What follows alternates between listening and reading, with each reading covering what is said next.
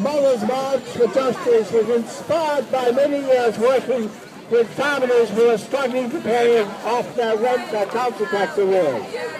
So often it was a mother who goes without to feed her children, who is embarrassed because she cannot buy a pair of shoes for a growing child, and who cannot afford the new ones.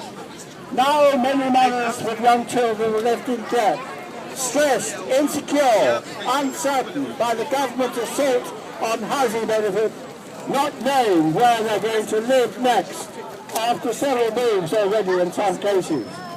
We are determined to spread the truth about the gross injustice of the coalition government reforms of the benefit system. So what exactly is happening? Benefit incomes which are too low to buy food, fuel, clothes, transport and other necessities are now expected to pay the rent left unpaid because of the cuts in housing benefits. The housing benefit cap, the bedroom tax and the £500 overall cap. And there is a 1% freeze on benefit increases for 3 years while prices of absolute necessities escalate. So whatever is left over after paying some rent is being hit by anything from 8.5% to 30% of council tax. So there will be inevitable rent arrears, inevitable council tax arrears, and inevitable threats of bailiffs and prison. That's if you're lucky. For 7,000, all their income has been stopped with a sanction by job centres under pressure from cabinet ministers. Let them eat nothing. It's only fair on taxpayers, says Ian Duncan Smith. Well, this taxpayer disagrees from the bottom of his heart. Yes. It is a lie that there are no alternatives to sending families to food banks from a government that is cutting taxes for millionaires this month. There's a unifying, very old and inspiring principle which can guide all societies. It is found in all major faiths, among all races and nationalities. It is supported by many humanists and atheists. It is the principle that inspired many of the lawmakers who created the welfare state and the National Health Service. It is love your neighbour as yourself. The present government is stripping that principle out of British law and replacing it with the extreme winner-takes-all ideas of the free market. Today, we say no to that. 1,000 times no. Yes. No. What do we say? No. Louder. No. We say 1,000 times no. Loving your neighbour is the civilised way. We'll have no more of your destruction of the welfare system, your insulting attacks on welfare claimants, and your penal evictions from our home. So 3 actions are going to flow from this march, which we ask everyone to support. The first is an e-petition. Our message from this march will be placed on the 10 Downing Street website. It reads, 1,000 Mothers March demands fair policies. 1,000 mothers, their families and friends marching for justice in Tottenham on the 13th of April 2013 call on Parliament to condemn the present attacks by government and parts of the media on claimants of benefits, the creation of unmanageable debt and deprivation by capping, cutting and taxing benefits. We demand policies that will encourage and support the work in families of raising the next generation, provide affordable housing and rent controls, and ensure a living wage. Benefits are linked to increasing prices of food, fuel, clothes, transport and other necessities, and full rights and benefits for disabled people. Taxation policies which charge a fair share of taxation to people with high incomes, very valuable property, and large sums passed in overseas tax accounts. And next, the Mothers' March is going to give birth to twins. One could say Father Paul has been busy. They will not be identical. The first twin is Tottenham Benefit Justice.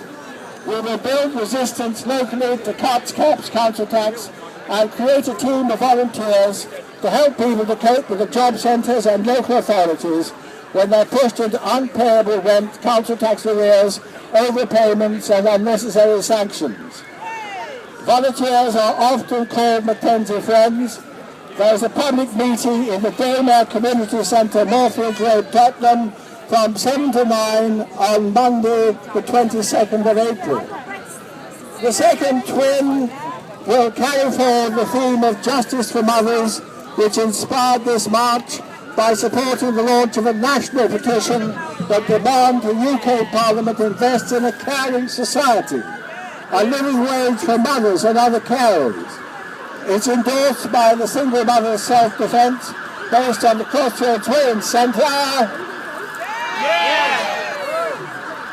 And the launch event will open microphone, with open microphone will be on the 1st of May from 7 to 9 in the Grand Committee Room of the House of Commons. So we got two, a local initiative and the national initiative. So I ask you to enjoy the march. I ask you to stand for a caring society. I ask you for the inspiration of our laws, our economics, and our society as a whole by that wonderful principle of loving your neighbour as yourself. God bless! Yay!